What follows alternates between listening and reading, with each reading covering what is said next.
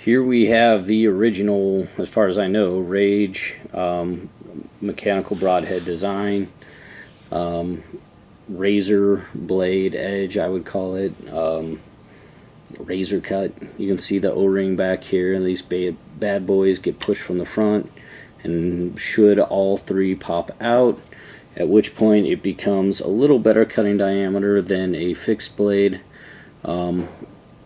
and it will fly through the air straighter than a fixed blade, but no other big advantages that I see. And a lot of people had issues with these, one because of the O-ring. You could get O-rings very easily and replace them very simply, but you just had to deal with it, and there's broadheads where you don't.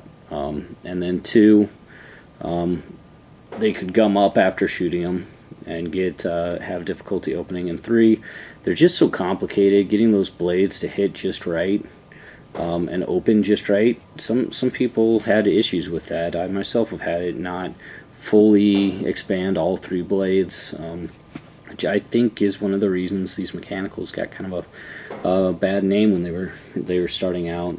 Obviously you can replace parts, but there's a lot to replace. Most people, I think, are going to throw this away and get a new one. Some of the newer models out, so much simpler, so much better cut, better penetration. I would imagine that I don't think people will mess with these for much longer, but I still have 3 or 4, and I'm sure I'll shoot them until they're gone. Looks like this one has a little blood on it and still sharp, so that might have been dirt. Regardless, neat razor cut to it. It's very slick how that moves up the ferrule, and should push through very well.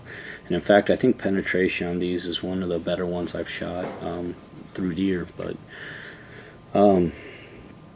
anyways, that's 3 blades. Also is more going through a deer, so that reduces your penetration, as every one of those blades has to cut its own path.